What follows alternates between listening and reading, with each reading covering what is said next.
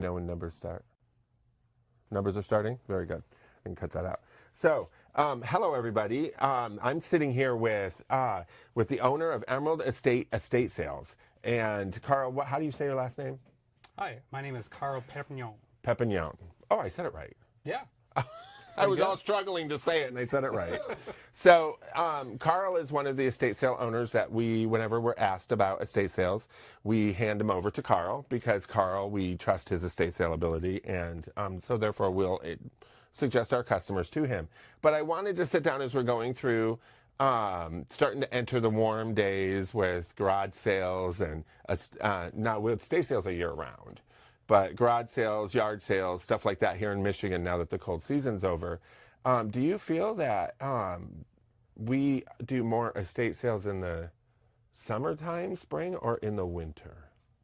You know, like you said, it is a year-round business, and I feel like a lot of people forget about that. But I think the summer, springtime is usually our busier season just because it's more in people's heads. You know, they put things off in the wintertime with the holidays and the cold weather, and they think, well, we'll wait till spring to get this done, get a house cleared out or get moved or whatever needs you. So I think we do a lot more this time of year just because of that. It's more in people's head. In the summer? Yeah. It makes sense because, you know, when it's bright and warm and people want to get out and do stuff. So Yeah, they get up early and do stuff and then go and get in line at one of your estate sales. Yeah, for sure. So what area do you guys cover? So we do pretty much all of Metro Detroit, anywhere in Macomb, Oakland, and Wayne County. We do go outside of that a little bit, but it just kind of depends on the job if it's worth us traveling a considerable distance for it. Right.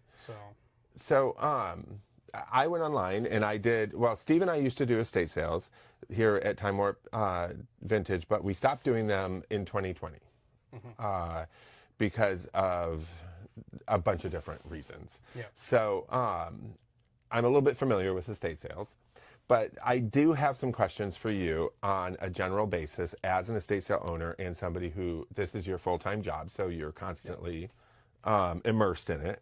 Some of the questions that I had from customers were, how does somebody determine that the commission that the estate sale company charges is for them?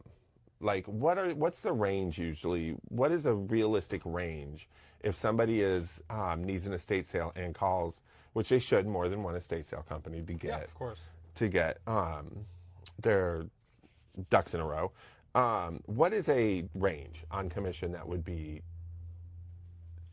What is the word I'm looking for? more acceptable. And more acceptable, yeah. Well, it is.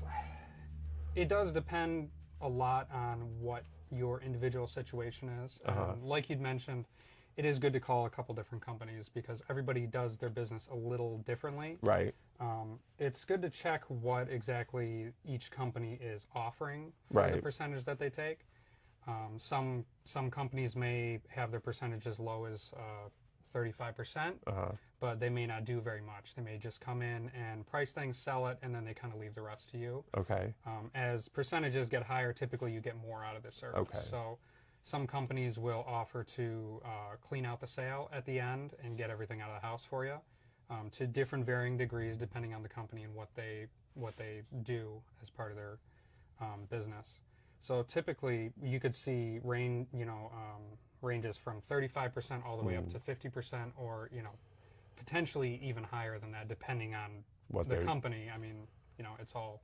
Would it depend on the side of the house, the amount of stuff in it? Yeah, the size of the house, the amount of the stuff, and basically the quality of the stuff too. So if you go into a situation that might be what you would consider like a hoarder situation, there may be a lot of stuff that's not worthy of putting in a sale beforehand that needs to come out of the house. So we've done, quote unquote hoarder houses before, and we've had to remove maybe even like a 40-yard dumpster worth of garbage just to get to the stuff to set up the sale and that actually do the sale.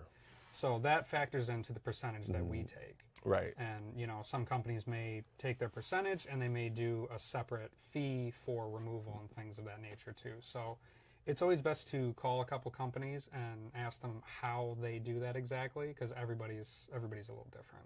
So I asked commission first because everything I think that is below this, all these other questions are based, your commission will be based on what they do with these things, right? So if we, like your structure, so we talked about commission, what should somebody run at? And first of all, I've heard that a lot of, I've heard from people that some estate sale companies are charging a fee up front. Yeah. So again, every company's a little different how they run things. Personally, we don't charge anything up front. When we ran estate sales either, we never charged anything up front either. Yeah. And that's concerning on my aspect. I understand from running estate sales that payroll can eat up money until you get your percentage at the end of the sale. But do you feel as an estate sale owner that if somebody is charging an upfront percentage that they that's a fair thing, or? And this is based on your. Yeah, I mean, the I know. way that I run my company, we don't do that because I feel like our work should, you should be able to see our work before we get paid. We're almost like you would hire any sort of contractor. So if you hired somebody, a plumber, to come in and do a lot of work and completely redo your bathroom, you know, a lot of times they want money up front, but there's a lot of horror stories, unfortunately, of people. They get half the work done, they give a lot of money to somebody, and then that person disappears. Right. So as I do my business, thinking about it from the eyes of my customers, like, how would I feel if I had to pay a bunch of money for somebody who, realistically, I don't know them, and I don't know what it is they're going to do for me. How would I feel if I had to pay them a bunch of money up front and then hope that they're going to do the job to my standards and get it done the way that they agreed on? That's a good point, because we've had a couple of situations that, we get customers in here asking about estate sales because they were either felt that they were taken or felt that they didn't get what they were expected. And I know that it's all relative depending on, because we're only hearing one side of it. But which should, if somebody is charging you 10% or saying that they get 75%, you might want to start looking for another company.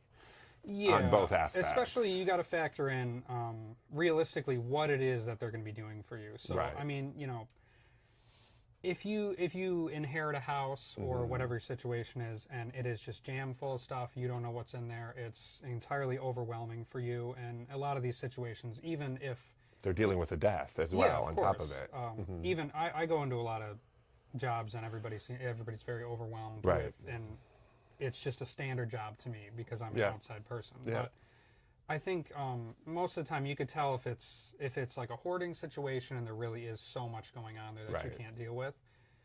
And you can kind of judge if somebody's, if their percentage is higher and they're asking for fees up front, it could be appropriate in a situation like that, but that's an extreme situation. That makes sense. But you should always ask for in-depth details of what it is they're offering and what they're going to provide as far as reasoning for those higher percentages. But awesome. And if you want to know, if you are in the market for an estate sale that you're downsizing or something, I will have all of Karl's information for Emerald Estate Sales up, and you can give him a call or an email to find out what his is, because we're not going to talk about any specifics on air.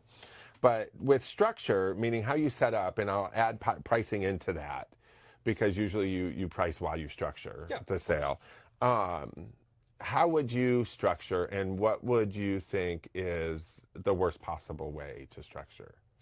Well, we'll start with that first. The worst possible way, and I hate to say, but I've seen it many times with, people trying to do it on their own that are not companies, and unfortunately, even legitimate companies do this sometimes.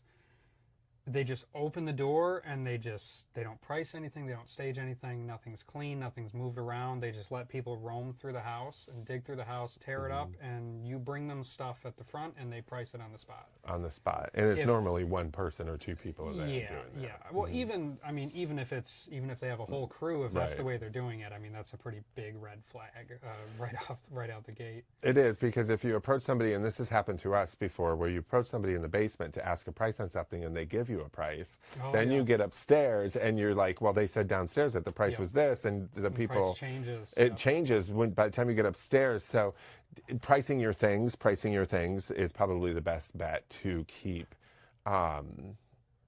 to keep angry customers. Oh yeah, I mean it's just from being angry. Because I mean, if you think about it, what we do is we're at least how my company operates. Right. We come in and we turn your house or the property that we're working on basically into a mini store. Right. So you come in and everything should be organized just like it is in here. You have things brightly lit, easily accessible, and you have things individually priced. So when people come in, there's no confusion, there's no chaos, there's no anger at the checkout line. You know, you want somebody to look at something. If they like it and they like the price, they're going to bring it up. There's no questions, there's no chaos, there's no confusion. They bring it up, they buy it, and they have a nice day afterwards.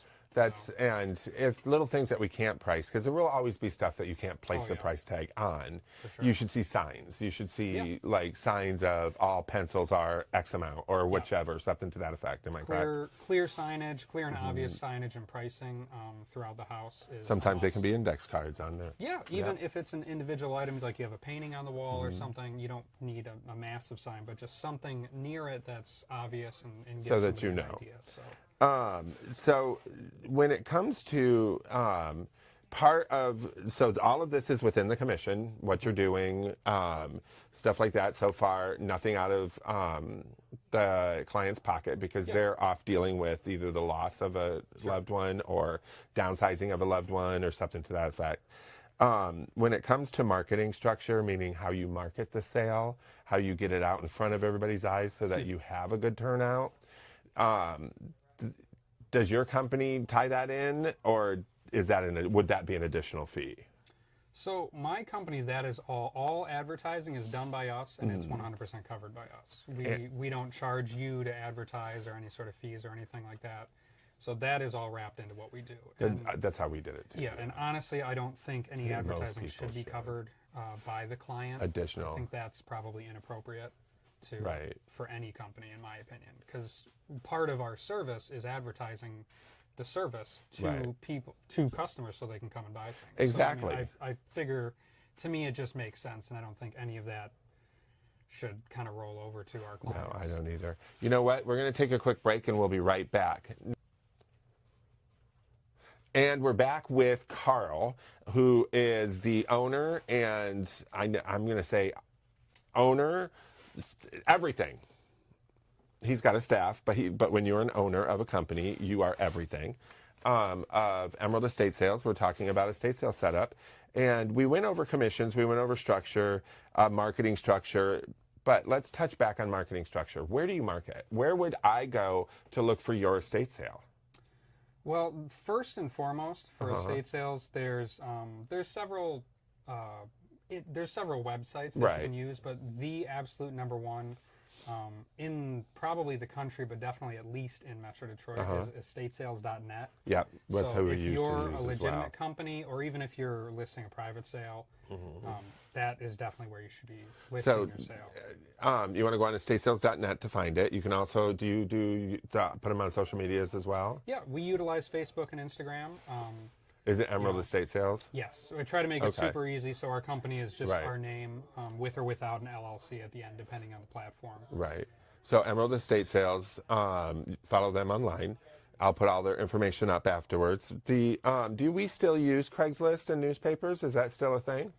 You know, I see some companies do, but I feel like it's the newspaper. I feel like it's more of a waste of your time at this point. Right. There's so many different platforms on the internet that are cheaper or free, or they give you a much wider audience. I mean, there's definitely people that still read like the local newspapers. And I know that if you have a really high end mid-century estate sale, estatesales.net lets you send that across the country or send it across the region. Yeah, and that's an option that they provide too, even for any estate sale. Like, I mean, even if you have whatever's in your estate sale, you can pay a little extra money to like make it. Who knows? Maybe I can get them on. Do a Zoom with estate sales. Wouldn't that be cool? So when it comes to experience, do you think that when somebody is searching for an estate sale company, and they're usually doing it at a very bad time in their life, of course, And it's usually recommended by whoever they're dealing with, whether it's the flower company, whether it's the funeral home, whether it's the, you know what I mean, the different aspects of it. Maybe you're not planning a funeral and you're moving grandma into an assisted living. Yep. They can sometimes hand over information on this. What is the one thing on experience, should they ask, like if somebody came to you and said, I'm just, I need to have an estate sale and I'm checking, would you suggest that they check 2 or 3 different ones before they actually settle on one? Yeah, I would say it's always good to look around just to get an idea, because I find that a lot of people, they don't look very far. They'll call one company or maybe 2 companies and they'll just settle on one of them, just because they don't have the time to deal with it mentally or just time-wise. Right. Because it is a stressful situation and everybody's just looking for a solution. So you don't want to just go with the very first company or the very first person that you talk to. You want to try and get an idea of what it is their business model is, and then kind of compare that to 1 or 2 other companies at least. Exactly. And also go on Yelp, go on Better Business Bureau, go on the different companies, because they will show up on there. People do leave reviews about estate sale companies and stuff. So that's the best way to do it. And also, if you're interested in doing an estate, this is what I always told people, and this is what you think. If you're interested, if you need to do an estate sale company and you have a little bit of time, start going to estate sales. Oh yeah, no, definitely, because you can literally go and check out these companies and see how they work, exactly how they operate. Yeah. Because a lot of the time, we advise that our clients aren't at the sales, just for their own sake, because the whole situation can be very strange when you see all of your stuff moving around. And you've either just lost that loved one, moved them into something, knowing that they're coming towards the end of their life. So when you start seeing their stuff, and I'm going to say this from experience as well, when you start seeing your personal items walk out the door in other people's hands, especially if it's the mom or dad who just passed or something, that can be gut-wrenching, and you may not know that until it actually happens. So you don't want to find that out, how much that impacts you in the moment, because that's not the best way to do it.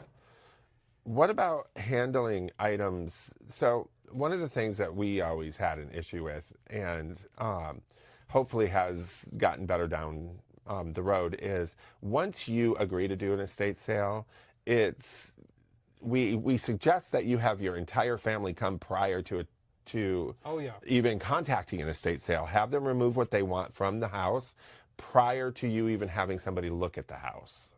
We suggest. It's not always possible, but ideally that is the best way to do it. But we understand that there's a lot of moving parts in these situations, and like you said, there's a lot of family members. Sometimes they live out of state, or they just don't have the time to come and look. But we do always suggest, if possible, to have everything that you plan on keeping or that's not for sale out of the house, or at least marked in some way, so that when we come through, we can, you can give us an idea of what will not be there while we're working. So you put it in a room and lock that room so that nobody even has access to it. We can assist with that too. Right. We try to work with our clients as best as possible in situations like that, because we're not trying to sell things that you don't want us to sell. No, not at all. I mean, we want to make sure we don't do that. So. And then on the flip side, I must say that if nobody wants anything, but then we are down in the basement, or a company's down in the basement undoing boxes you have not gone through, and you've signed the contract already, and now you're placing everything out, it's not time for the family to come chop again, because you have then put in labor to get this done, and you're removing your percentage based on that. Of course. So, I mean, it's good to be thorough as possible before you call a company. But one slightly related word of warning: as you're going through before you call a company, I always tell people, try not to throw away too much stuff or donate too many things at all. Because at least the way that we operate our company, we are very meticulous and very thorough, and we go through everything, and we remove things before the sale if we deem that they're either just legitimately garbage or they're not worth putting in the sale. So that's a good point, Carl. Let the professional determine what has value and what doesn't. Yes. Because it is surprising that if Grandpa worked at Stroh's and his paycheck is there, and or his dirty old hat from the factory that you think is disgusting, that's worth money. Yeah. And so let the experts decide before you do it. I know it's overwhelming and you just want to get it done, but take a minute, take a breath, walk away, and call a professional. That's what we're here for. Yes. So one thing before I get to loss prevention, what is, because I know that we've seen on the news in the past that estate sale companies, one of the main things that can cause them to go out of business is not paying their clients in a respectable amount of time from the end of the estate sale to now you're not going to get it the day of because the paperwork has to be done, the house has to be finished off, stuff like that. So can be anywhere from a week to 30 days. Yeah. So I would suggest as a layman going into an estate sale, because Steve did them here, I didn't.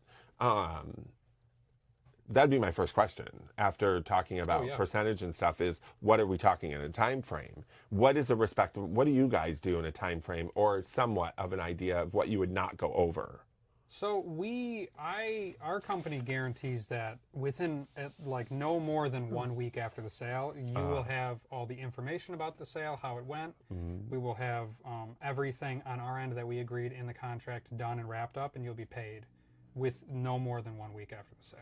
See, that's ideal. And I know that some companies do up to 30 days, and that's still within a fair realm, I think. Yeah, of course. But I think the most important part is that you just have it in writing in the contract and have it just well known exactly when they're planning on to get you all that information and the money for the job and get it wrapped up. Exactly. So before you sign anything, before anything gets started, just to have that all set in stone so you know what to expect.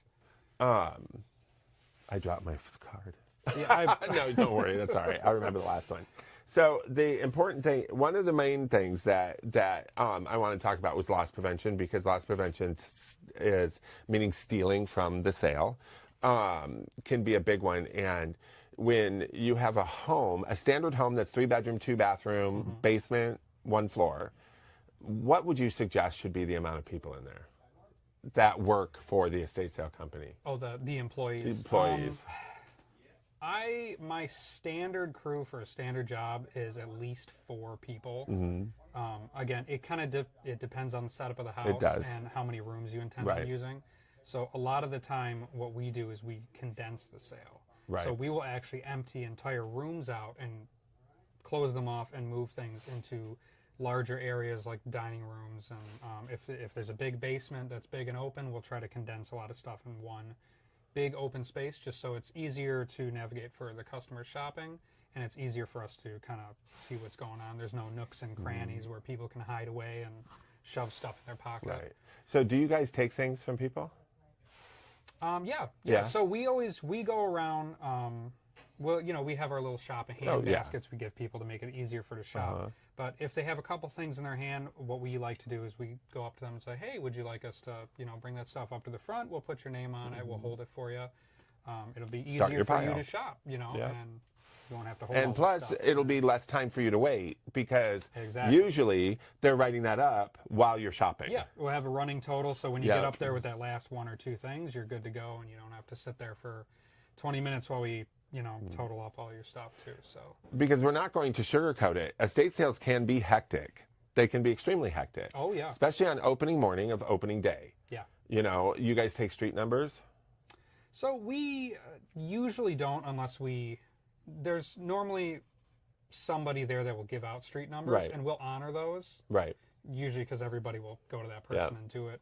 But if there's not, we'll do street numbers if we think it's going to be like an excessively high number of people showing up to a certain sale, and we can kind of gauge that by what's in the sale. Like if there's super desirable items that we know there's going to be a lot of people coming for, then we'll do street numbers ourselves. Right. But usually there's always somebody who shows up and they give out street numbers. Otherwise, we'll just let people in as they're lined up in front of the house. Right. So if Steve's talking behind my neck, you're going to be talking to him in a few minutes, but and I'll let him explain what street numbers are with you when he sits down with you here in a minute. And it threw my thinking off for a second. Look at that. It's gone. It takes 2 seconds. I can explain it if you like. Oh, go ahead. Yeah. So street numbers are literally just numbers on a piece of paper that either a company will have somebody stationed at the sale before the sale opens, and they'll give everybody who shows up like a number. So basically, that's your number to get into the sale. Because a lot of the time, sale will limit the number of people in a house due to either the size of the house, how much room is in there, or if they think there's going to be an excessive amount of people showing up at one time. They don't want that chaos and like a ton of people rushing every area and the chaos happening all at once. And with loss prevention, that's true, and it does work. So when you get there and you see a line and people are like, "Oh no, you got to get a number," you'll get in a lot quicker than starting an argument. Yeah, and it's good to look if you're planning on going to a sale before they open. It's good to look for usually the very first person that gets there. They'll park nearest to the house. Just look for that car, and somebody will be sitting in there, and they'll have numbers. You could just walk right up to them and ask them if they have street numbers, and they'll either tell you that they do and give you one, or they'll probably direct you to the person that does have it. Back to loss prevention a little bit, because this is one thing that everybody needs to understand is this is not your house. This is not the house of the company doing it. 9 times out of 10, no matter the estate sale you're in, is not the house of the person doing it. It could be a friend. It could be something to that effect. So when you enter an estate sale, you should hold all the same respect for this home that you would if you were walking in to view it to buy. Meaning that there's no bathrooms. Yeah, no public bathrooms. No public bathrooms. There's rooms that will be locked or shut off due to personal reasons, so there shouldn't be any trying to get into those. Yeah. And I know there's horror stories. We've all seen them on these TV shows, HGTV. And you are going to talk in a few minutes about something like that. But respect the yellow tape is what I should say. Yeah, please be respectful of all the signs, and that goes with when you're parking as well. Right. Of neighbors' driveways. Yeah, don't park in front of people's driveways. Don't park in their driveways. Right. Don't go up on their grass or their lawns. Try to be respectful of the neighborhood as well, because honestly, some of the neighbors may not be too happy that this whole thing is happening. They may be inconvenienced by the amount of cars and the amount of noise that's going on. So just try to be as respectful as possible to the neighbors in the neighborhood, and especially when you go inside the house, because there will be areas that are sectioned off. There will be areas that may even still have some of the owner's personal things in it. And nobody's supposed to go in there because we don't want anybody. Or maybe you don't go in the backyard. Yeah. It's silly. We've seen some of the craziest stuff. But, so Karl with Emerald Estates Estate Sale, what's a good email address or phone number for them to call you at? The phone number, since I don't call myself too often, is right here. I'm read out to you guys. Yep. It is 586-298-2768, or you can find us on Facebook and Instagram at Emerald Estate Sales LLC. We post all of our sales on estatesales.net, as we discussed before. And you can contact us through any of those means. If you this will all be put up and on our site. If you forget, just call us and we'll tell you. We have a stack of his cards here, and he's in here all the time. So remember, Emerald Estate Sales for a great estate sale. Thank you, Karl, for being a part of this. Thanks for having me. Absolutely. This is part of the summer garage sale, yard sale, and estate sale. Are you prepping them right? What to look for, and how to have a great experience when you are shopping them. And this is Karl from Emerald Estate Sales. Emerald Estate Sales, right? Yes. Just the three words. Emerald Estate Sales. You can put them all together? Or yes. Separate them I don't know why I keep saying Emerald Estate Sales. But anyways, I'm sure it'll pop up when you type in Emerald. But so this is the first of several interviews we're going to be having with different estate sale companies. And you know what? Maybe we'll bring Karl back to talk to him again as we enter into fall, because I know that unfortunately the holidays are the number one time that people tend to pass on. Yeah. And so do you see an influx as we go into spring because of that?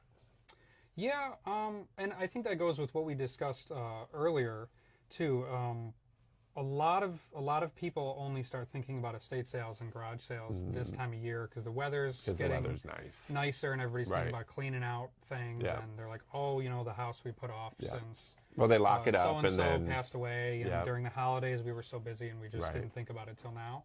You can always, obviously within your own time, because these can be very stressful situations and there's a lot going on, obviously.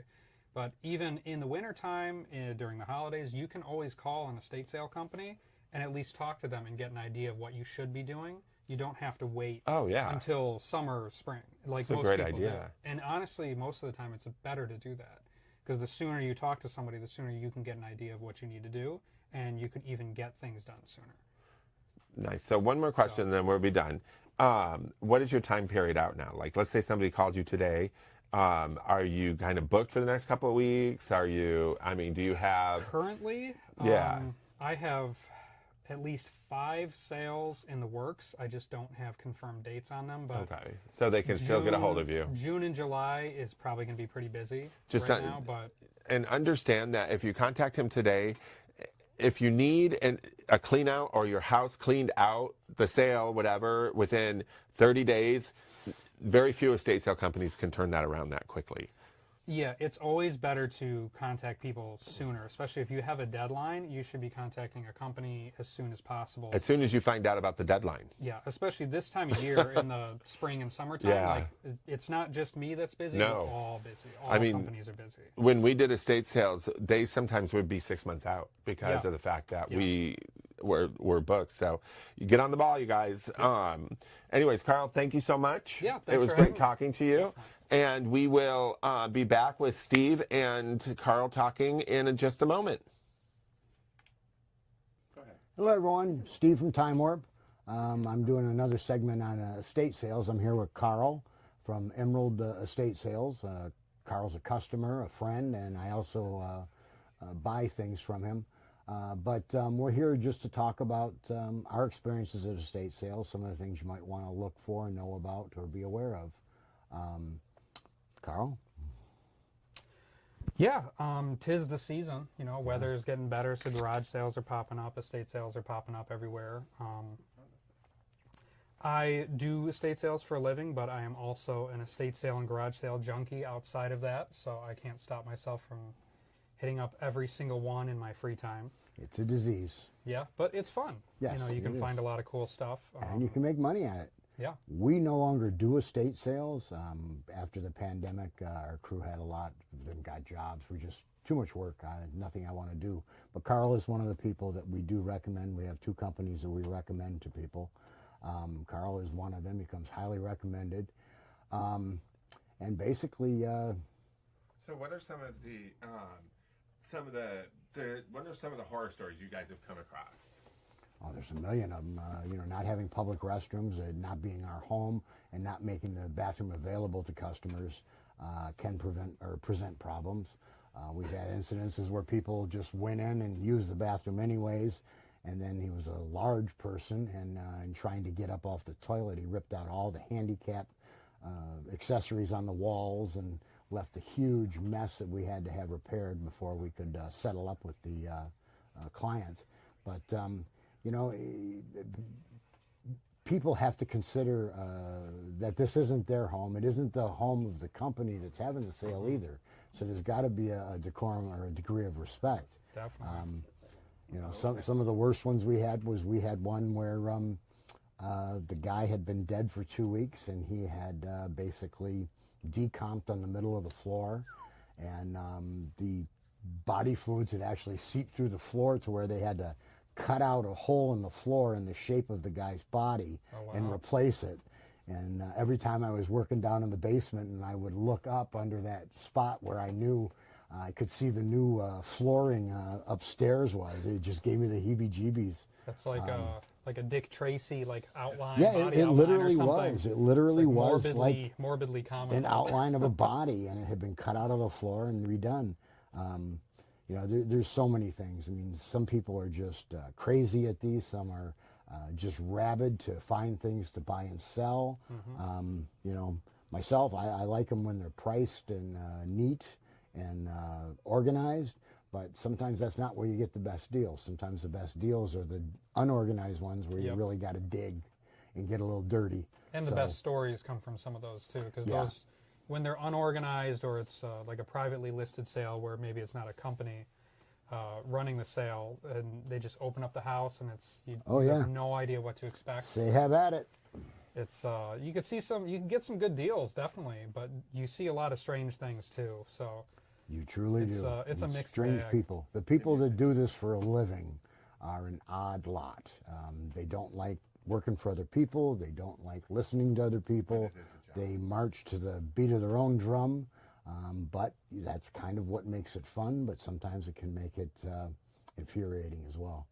You're talking about the people who have companies, or the people who are like, I don't know what you the people that come to the professional sales. shoppers, The people that come to the sales. resellers. More and more, I think that at least 50 to 60, 70% of the people that come to sales are looking for things to flip or buy. Yeah, I've noticed it's even in the past couple of years. It's I know there's like online trends on TikTok and Instagram and stuff where people are showcasing making a living out of being like a reseller, or they like they find vintage things and they create accounts based on these things. And estate sales are probably, aside from garage sales, estate sales and thrift stores are like the #1 places that they go to regularly. So. To find things. I mean, you can still find things somewhat affordable at the estate sales, but then some of them, they're asking more than what things are worth. Yeah. So, it just depends. I tend to gravitate towards specific companies. I find maybe 4 or 5 that I like going to, and I tend to go to those. But there's some that I wouldn't go to. Some companies I wouldn't go to if you paid me. It's a waste of time. If you do it enough, you'll kind of be able to sift out which companies you prefer. You could definitely see some are geared towards more high end, even if their sale is not necessarily high end. Their prices are still kind of. You're absolutely right. Some of them consider themselves, the luxury brand of estate sales, the Hudsons, if you will, and they'll, in their mind, offer a better service for the buyer. But it's not necessarily doesn't always worth. Translate well at the end. No, it's not worth the money either. The extra money that you pay for items. People just. Steve or Carl, what is the coolest thing that you've come across at an estate sale that would be that you're like, wow? At a sale that I've done, or just a sale that we've gone to? Either or both. So a sale that we did a couple years ago, we had a gentleman who passed away. His children contacted us to clear out his house to do an estate sale. And he was a collector of military items from, World War I, Korea, Vietnam, just everything in general. So he had tons of like helmets and just, all this military like ephemera. And one of the coolest things, and I consider it strange because I've never seen one anywhere, and I don't think I'll ever see one that you could just purchase again. He had a bunch of like artillery shells, because that's a pretty collectible thing for military guys, but he had a full-size real submarine torpedo with like the 1950s like fin on it, like you'd see in the movies or the cartoons. Obviously, it was deactivated. There's nothing inside of it. It's not going to blow up, but it was this big, and everybody that came into the sale had something to say about it. Some people thought it was hilarious. Some people thought it was the coolest thing they've ever seen. I'm not a military collector myself, but like I just looked at it and I pictured like just hanging it from the ceiling somewhere. I'm like, I don't even know what, like I thought that was cool to me, but. Very cool. I think one of the coolest ones that we ever had was we did an estate sale in Grosse Pointe probably about 10 years ago. And the family had, every family has the one person that ends up getting all the stuff from all the estates of the dead relatives and aunts that won't let it go in the trash and wants to keep the family history. And this one, we found a shoebox in a cedar trunk in the upstairs bedroom. And in the shoebox were all these little bits of metal and glass. And then there was a little card denoting that all these had survived the San Francisco earthquake and fire. And it gave the house on Nob Hill where Aunt Sophie lived. And there was like a melted fork and just all these different tidbits that they found in the rubble of the house after the 1906 earthquake in San Francisco. And they had saved it. But yet the family didn't want to keep it. They didn't think it was... Which amazed me because, the address of the house is even there. San Francisco Historical Museum would probably want something like that. But it was just really cool, and I was just fascinated by it. Yeah. It's one of the coolest things I remember finding. That's pretty unique because I mean, like, where else? It's not like you could just go somewhere else and find something like that, especially with the history No, on it. absolutely not. It definitely takes the right type of person to view it in the right light and realize that's special. And the kid that got it, we didn't have a whole lot on it because I found other comps and it just didn't sell for all that much. But he was just elated to have gotten it. And I hope he kept together as a grouping, and I hope it, the family didn't want to keep it, but I hope it stays together for posterity. That's one of the coolest things about estate sales too, is like you're rehoming all these things, Yes. as people have told me. I thought that was funny to consider items to rehome like you would like an animal from the shelter or something. Well, I say all the time that we are just caretakers of all these things. Yeah. They're all going to be here History, long after we're memories. gone. Being as we sell them in the atmosphere or avenue that we do, and that people pay good money for them, I have to think in my mind that they are going to, because it's appreciated from that level of value, that it's going to be kept and saved and cherished. More And often than not. hopefully it's going to get 2 or 3 more generations of people before it's kind of lost to history, or people don't know what it is or don't appreciate And it. then hopefully rediscovered. Correct. You never know. Can I throw out a few things, and you tell me if you should sell it at an estate sale or not? Mattresses. Depends on the condition. If they're sealed versus if they're just on a bed that's been used. If I've sold many, many mattresses in varying conditions, obviously if it's got 1 or 2 small light stains on it, there's still potentially a market for it, but it has to be very, very cheap.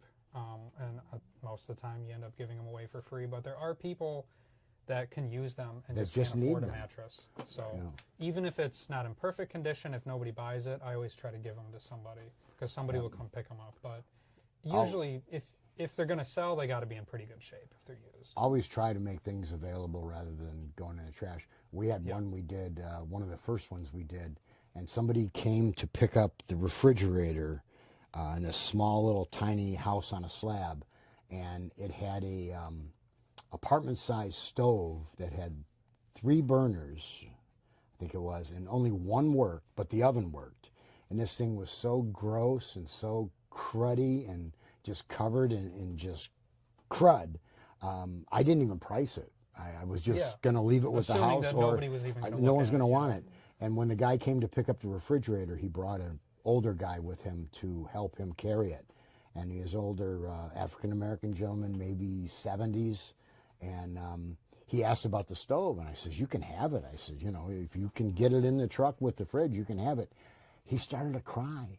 He got so happy because he hadn't had an oven in years. Yeah. And even though it only had one burner that worked and it had an oven, this guy was just ecstatic. Yeah. It was going to be, great for him.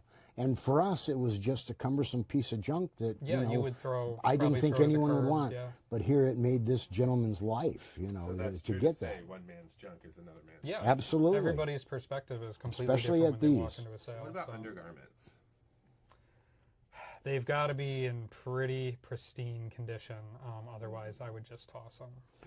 Unless there's some wild significance about them, I guess. Well, but- if they have significant age or style or brand. Yeah. But this is getting a little off subject. But one thing we had happen is we did a sale for a family. Never did figure it out. They just kind of upped and left their entire existence. The drawings a kid did in first grade were still on the fridge. All their blankets, clothes, everything was left on site. But what we found was all the little kids' clothes. And then we found one of the neighbors in the bedroom going through the girl's underwear drawer and actually holding them to his face, which was really disconcerting. And so we'll dispose of that kind of stuff beforehand, before someone has that opportunity to. Yeah. I never even thought of something like that. Luckily I haven't had any unfortunate experiences like that so far, but I guess that is something to take into consideration. I was too. blown away, but I, you just yeah. don't know. you're opening the door for every person to come in and Right. look around someone else's life, basically. You're not giving people an interview before they step in Right. the door. So, I mean, you know, you've got people that knew this family, you've got neighbors that, you know, knew them, and, you know, a lot of times they come in not to necessarily look or buy. They just want to see what the house looks like. Oh, yeah. They want to compare it to theirs for the sake of sales comps. But you just never know what's in people's minds. You do get a lot of people that, especially the more interesting or the more expensive and lavish a house is, you do get a lot of people who, honestly, they have no intention on buying anything necessarily, but they do want to see the house. And that little tip, that is honestly not a bad thing to do. You know, you go out to a neighborhood that has some really nice houses and they have an estate sale. Even if you don't intend on buying anything, you can still go check out a really nice home, you know, that you would normally, normally wouldn't see it, but while you're there, you could find something really cool too. Well, sometimes too, you got to remember when they have, like, someone gets Aretha Franklin's or, you know, some local star or somebody of some repute. A lot of people just want to go in and see how they lived. Yeah. And like then when the big archdiocese house that John Sally had went up for sale back 20 years ago, and it just went up again. But that one, I think they charged $15 or $20 a person to get in, and it was taken off your purchase because they knew they were going to have so many people in there just touring the house that they actually charge. And I've heard of that probably 4 or 5 times in the last 10 years of, I think, something with Motown. Was it Aretha Franklin? Something, but yeah, it happens. They do charge admission for some of them, but you do get it back.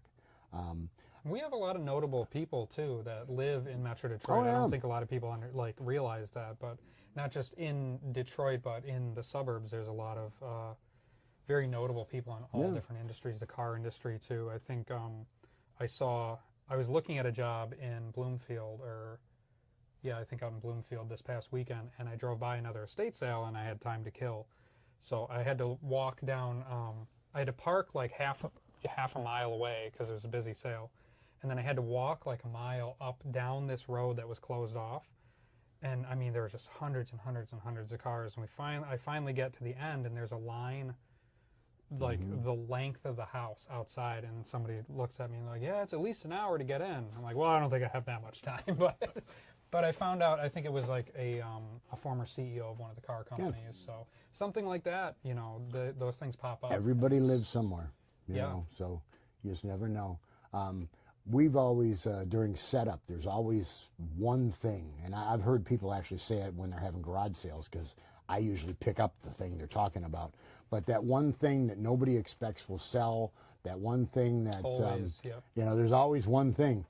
For us, one of the wilder ones was we did one in Sterling Heights on Dodge Park between 14 and 15 about 10 years ago, where they still had an outhouse on the property. It was about 150 feet out the back door towards the woods, and we were like, what the hell are we going to do with this? So I slapped a price on it, and if you can't believe, it was one of the first things that sold. And the woman basically just came back with a pickup truck with her kids, and the kids just put their shoulders up against one side of the outhouse, and they tipped it over into the back of her truck, and she took it home back to Armada, and they were going to use it as a tool shed. But if it works, it works, right? I probably sold one of the last outhouses